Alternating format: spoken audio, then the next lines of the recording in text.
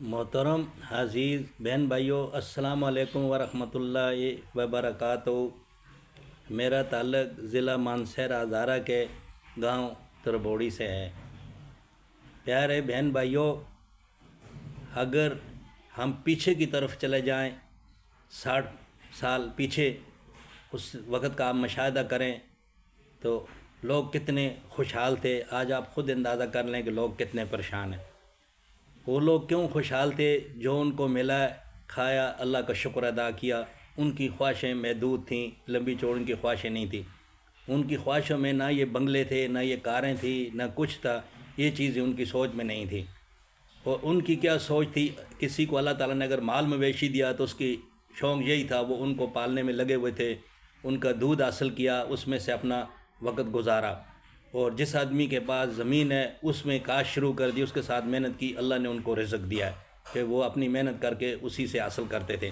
किसी आदमी की कभी ये ख्वाहिश मैंने अपने सामने किसी को ये ज़िक्र करते नहीं सुना कि मेरे पास कम है या मैं इतना और ज़्यादा हासिल करूं या मैं ये ले लूं। उस वक़्त लोगों के में एक हमदर्दी थी। और उस टाइम पे बड़ी अहम चीज़ जिसको समझा जाता था, जिसकी लोग ज़्यादा जिसको अहमियत देते थे, वो माचिस थी। कि अगर कोई किसी जगह आग जल रही है, खाना पका रहा है, तो वहाँ से लोग आग उठा के किसी कपड़े में, इस चीज़ में ले जाते थे अपने घर को कि हम अपना चूल्हा जला लें। हालांकि माचिस उस वक्त 5 पैसे की थी, इससे भी सस्ती थी। तो कितना अच्छा वो दौर था। तो इसी तरह यानी लोगों का वक़्त बहुत अच्छा गुजरता था। अच्छा गुजरने का एक ही मफ़हूम में आपको समझा रहा हूँ कि लोगों को कनात पसंद थे, जो कुछ उनको अल्लाह ने दिया उस पर राज़ी थे। फिर लोग खुशी से एक दूसरे की मदद करते थे। खाना खाने का लस्सी से खा लिया, अल्लाह का शुक्र अदा किया। साग से खाया, अल्लाह का शुक्र अदा किया। रूखा सूखा शक्कर, चीनी से भी खाते थे। चीनी तो खैर बड़ी चीज़ थी, शक्कर से भी खा के पानी पिया और अल्लाह का शुक्र अदा किया।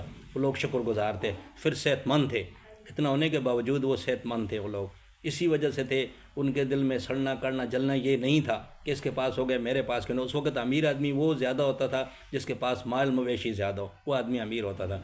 जिसके घर में घी ज़्यादा रखा हुआ हो, इसीलिए शादियों में भी लोग घी देते थे, खाना क्या घी के साथ देते थे।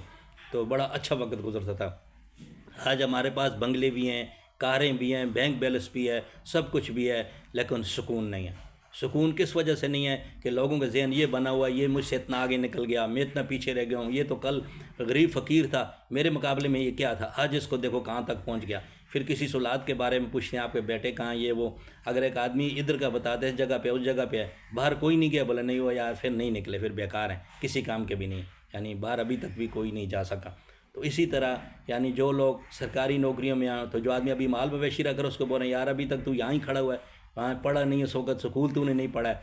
तो याद रखना मेरे बहन भाइयों, ये सब चीज़ अल्लाह ने मुक़द्दर में लिखी हुई है, उससे आपको गुजरना पड़ेगा। ये पहले लौह महफूज में सब कुछ लिखा हुआ है। अल्लाह ताला हर सालाना बजट बना के फरिश्तों को देता है कि ये आदमी इतना अरसा फलानी जगह पे नौकरी करेगा, फिर छोड़ देगा, यहाँ इसको फ़ायदा होगा, यहाँ नुकसान होगा, ये बीमार होगा, कितना अरसा चारपाई पे रहेगा और कब ये उठेगा। ये सारे फैसले पहले किए हुए हैं, ये लौह महफूज में लिखा हुआ सारा, उनसे गुजरना पड़ेगा। तो जो आदमी जिस काम में लगा हुआ, आप उसकी हौसला अफजाई करें। कोई माल मवेशी चरा रहा है तो आप उसकी हौसला अफजाई करें कि भाई अच्छा है, आप मेहनत कर रहे हो, आपने अपना माल मवेशी रखा हुआ है, आपका वक्त भी अच्छा गुजर रहा है। कोई बकरियां चरा रहा है तो अच्छा है जी, आपने बकरियों को संभाला है, देखो आज इतना था, आज आपके पास इतनी हो गई, तो ये अच्छा है।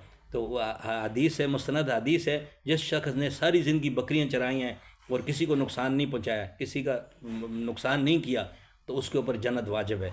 ये किसने कहा है? हमारे पैगम्बर मोहम्मद मुस्तफ़ा सल्लल्लाहु अलैहि वसल्लम ने कहा, ये उनका कहना है। तो ये कितनी बड़ी बात है, मामूली बात नहीं है। तो इसी तरह आप किसी को ये ना कहें कि आप आगे ना बढ़ सके, आप तरक्की ना कर सके, आप सबकी हौसला अफजाई करें। तो अगर आप आगे निकल गए तो ठीक है, तो कोई ऐसा मसला नहीं है। आप उसको भी कहें कि भाई आप भी अच्छे हो, जिस मकाम पे जिसको अल्लाह ताला ने रखा हुआ है वो सही है। अब अल्लाह ताला ही बेहतर जानता है किससे उसने क्या काम लेना है, किससे क्या नहीं लेना है। ये सारा मेरा अल्लाह ताला के हुक्म से हो रहा है, हम इस पे अमल करें। तो बात करने का ये मतलब है कि जो लोग भी मेरी उम्र के हैं, 65-70 के, तो वो मुशाहिदा कर लें कि पहले वक्त में कैसे होता था। हम लोग स्कूल जब पढ़ते थे तो उस वक्त टाट बोलते हैं, ज़मीन पे पड़ी होती, हम लोग खुश होकर उसके ऊपर बैठते थे। मलेशिया के काले कपड़े होते थे, जिसके नए कपड़े बन जाए खुश होते थे। आज डेस्क पड़ी हुई, कुर्सियों पे बैठ के पढ़ रहे हैं, सारा कुछ हो रहा है, खुशी फिर भी नहीं है। تو کتنا ہر جگہ سکون ہے. اگر جس کے گھر میں اے سی لگا ہوا ہے اور بڑی لوٹ مار میں لگا ہوا ہے، بڑی پوسٹ پہ ہے، اس کو بھی دیکھو، اس کو بھی سکون نہیں ہے. اس کو اس لیے سکون نہیں ہے کہ بھائی ابھی گاؤں میں تھا، میں مانسہرہ میں بنا لوں، مانسہرہ میں تھا تو اسلام آباد میں بنا لوں. اگر وہاں بنائے تو گھر میرا کراچی میں بھی ہونا چاہیے، لاہور میں بھی ہونا چاہیے. تو اسی لیے یہ خواہشیں جو ہیں یہ اور جنم لیتی ہیں، یہ ختم نہیں ہوتی ہیں. تو انسان کی زندگی کم ہے، خواہشیں زیادہ ہیں. تو یا پھر خود فیصلہ کر رہے ہیں کہ اگر ہم دنیا کی دوڑ میں لگے ہوئے ہیں تو کس طرح لگے ہوئے ہیں ہم، کہ اگر ہم اپنی آخرت کی فکر کریں وہ صحیح، یا دنیا کی مگن میں بنگلے کاریں بنا لیں. یہ تو ہم سب حاصل کر رہے ہیں، ٹھیک ہے، جدوجہد کر لیا، اس کے لیے ہم لوٹ مار بھی کرنی پڑتی ہے سب کچھ، لیکن اپنے آپ کو انسان ایک ٹھکانے پہ نہیں رکھ سکتا ہے، کیونکہ اس کی جان ختم ہو رہی ہے، اس کو زوال آ رہا ہے، ہر عروج کو زوال ہے. تو اسی لیے سب سے کامیاب آدمی وہ ہے جو اپنی آخرت کی فکر کرے گا، جو یہ اپنے ذہن میں رکھے گا یہ سب کچھ فنا ہو جائے گا، جو کچھ مجھے نظر آ رہا ہے اس کو اللہ تعالیٰ فنا کر دے گا، ختم کر دے گا. تو اسی کو ذہن میں اگر رکھ لیں تو انشاءاللہ تعالیٰ ہماری کامیابی ہمارے قدم چومے گی. السلام علیکم ورحمۃ اللہ وبرکاتہ.